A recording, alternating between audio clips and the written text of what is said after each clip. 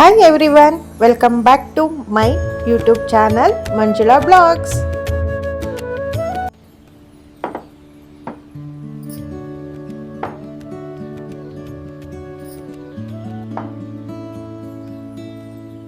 ಇವತ್ತು ನಾನು ನಿಮ್ಮ ಜೊತೆ ಒಂದು ಇಂಟ್ರೆಸ್ಟಿಂಗ್ ಆದ what I eat in a day ವ್ಲಾಗ್ನ ಶೇರ್ ಮಾಡ್ತಾ ಇದ್ದೀನಿ. ಅಂದರೆ ಇವತ್ತು ಇಡೀ ದಿನ ಬೆಳಗ್ಗೆಯಿಂದ ರಾತ್ರಿ ತನಕ ಏನೆಲ್ಲ ಹೆಲ್ದಿ ಫುಡ್ನ ತಿಂದೆ ಅನ್ನೋದನ್ನು ನಿಮ್ಮ ಜೊತೆಗೆ ನಾನು ಶೇರ್ ಮಾಡ್ಕೊಳ್ತಾ ಇದ್ದೀನಿ. ಹಾಗಿದ್ರೆ ಬನ್ನಿ ಇವತ್ತಿನ ನನ್ನ ದಿನಚರಿಯನ್ನು ನೋಡೋಣ. ಅದಕ್ಕಿಂತ ಮುಂಚೆ ಇನ್ನೂ ಯಾರಾದರೂ ನನ್ನ ಚಾನಲ್ ಸಬ್ಸ್ಕ್ರೈಬ್ ಮಾಡ್ಕೊಳ್ದೆ ನೋಡ್ತಾ ಇದ್ದರೆ ದಯವಿಟ್ಟು ಸಬ್ಸ್ಕ್ರೈಬ್ ಮಾಡಿಕೊಂಡು ಸಪೋರ್ಟ್ ಮಾಡಿ.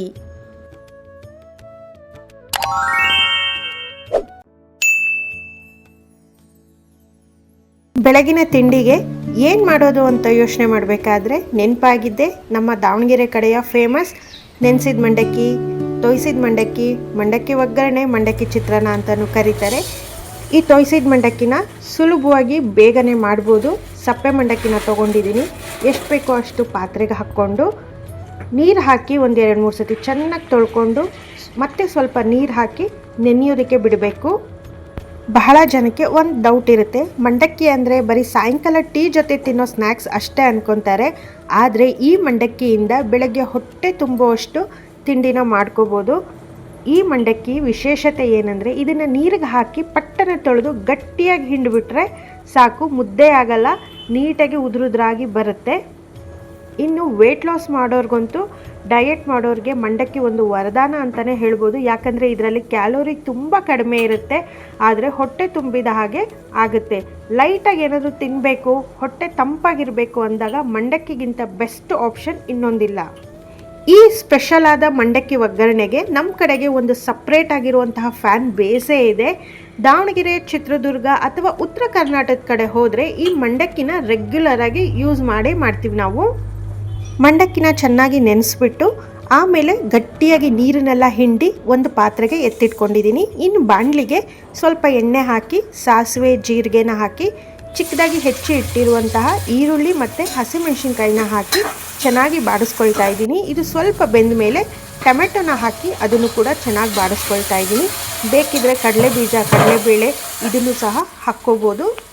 ಇದಕ್ಕೆ ರುಚಿಗೆ ಎಷ್ಟು ಬೇಕೋ ಅಷ್ಟು ಉಪ್ಪನ್ನು ಹಾಕ್ಕೊಂಡು ಚಿಟಿಕೆ ಅರಿಶಿನ ಹಾಕ್ಕೋಬೇಕಾಗುತ್ತೆ. ಇಷ್ಟನ್ನು ಹಾಕ್ಕೊಂಡು ಮತ್ತೊಂದು ಸತಿ ಚೆನ್ನಾಗಿ ಬಾಡಿಸ್ಕೋಬೇಕು.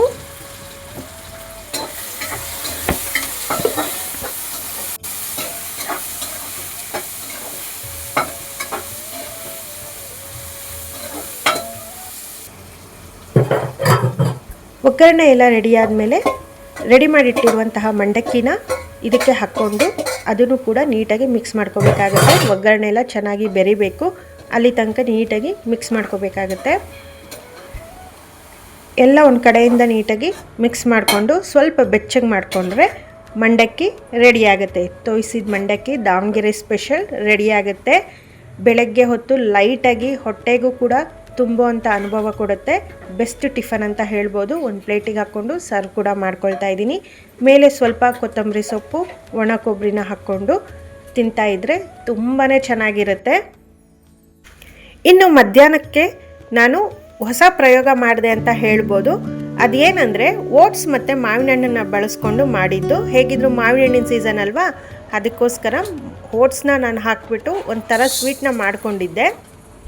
ಒಂದು ಪಾತ್ರೆಗೆ ಎಷ್ಟು ಬೇಕೋ ಅಷ್ಟು ಓಟ್ಸನ್ನು ಹಾಕ್ಕೊಂಡು 1 ಕಪ್ ಆಗುವಷ್ಟು ಹಾಲನ್ನು ಸೇರಿಸ್ತಾ ಇದ್ದೀನಿ. ಹಾಲು ಮತ್ತು ನೀರು ಎರಡೂ ಮಿಕ್ಸ್ ಮಾಡಿ ಸೇರಿಸ್ಕೋಬೋದು. ಇದನ್ನು ಚೆನ್ನಾಗಿ ಬೇಯಿಸ್ಕೋಬೇಕಾಗತ್ತೆ. 1 ಸ್ಪೂನ್ ತೊಗೊಂಡು ಎಲ್ಲ ನೀಟಾಗಿ ಮಿಕ್ಸ್ ಮಾಡ್ಕೋಬೇಕಾಗತ್ತೆ. ಸ್ವಲ್ಪ ಬೆಂದಿದೆ ಅಂತ ಅಂದಾಗ ಬೆಲ್ಲನ ಸೇರಿಸ್ತಾ ಇದ್ದೀನಿ. ಬೆಲ್ಲನೂ ಅಷ್ಟೇ, ನಾನಿಲ್ಲಿ ಒಂದು ಅರ್ಧ ಕಪ್ ಆಗುವಷ್ಟು ಬೆಲ್ಲ ಮಾತ್ರ ತೊಗೊಂಡಿದ್ದೀನಿ. ಜಾಸ್ತಿ ಸಿಹಿ ಏನು ಬೇಡ, ಹಾಗಾಗಿ ಬೆಲ್ಲ ಕರಗಬೇಕು ಚೆನ್ನಾಗಿ.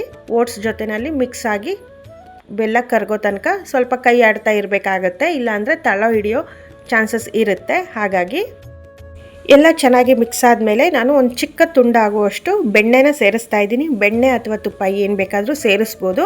ನಾನು ಇಲ್ಲಿ ಬೆಣ್ಣೆನ ಸೇರಿಸಿ ಚೆನ್ನಾಗಿ ಮಿಕ್ಸ್ ಮಾಡ್ಕೊಳ್ತಾ ಇದ್ದೀನಿ.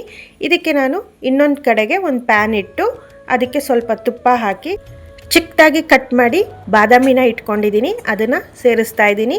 ಬೇರೆ ಯಾವುದೇ ರೀತಿಯ ಡ್ರೈ ಫ್ರೂಟ್ಸ್ನ ಸೇರಿಸ್ಬೋದು. ನಾನಿಲ್ಲಿ ಬಾದಾಮಿನ ತುಪ್ಪದಲ್ಲಿ ಚೆನ್ನಾಗಿ ಹುರ್ಕೊಳ್ತಾ ಇದ್ದೀನಿ.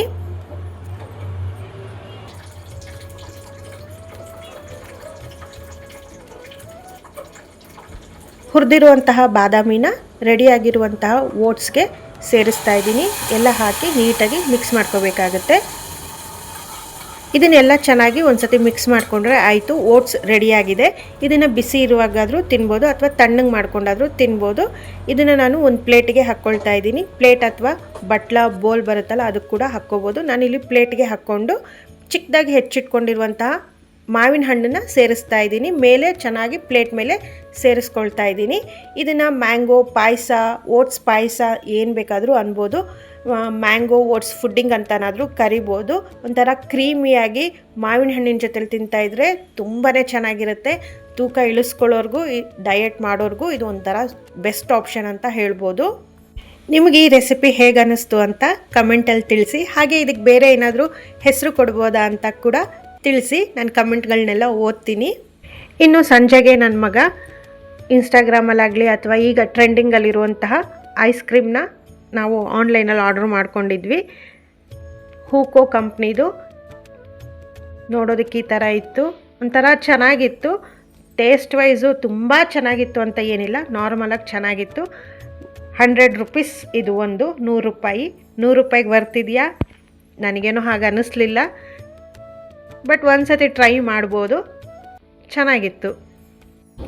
ಇನ್ನು ರಾತ್ರಿಗೆ ಲೈಟಾಗಿ ಏನಾದರೂ ಇರಬೇಕು ಅಂತ 1 ಪಾಟ್ ರೈಸ್ ಥರ ಮಾಡ್ಕೊಂಡಿದ್ದೆ, ರಸಮ್ ರೈಸ್ ಥರ.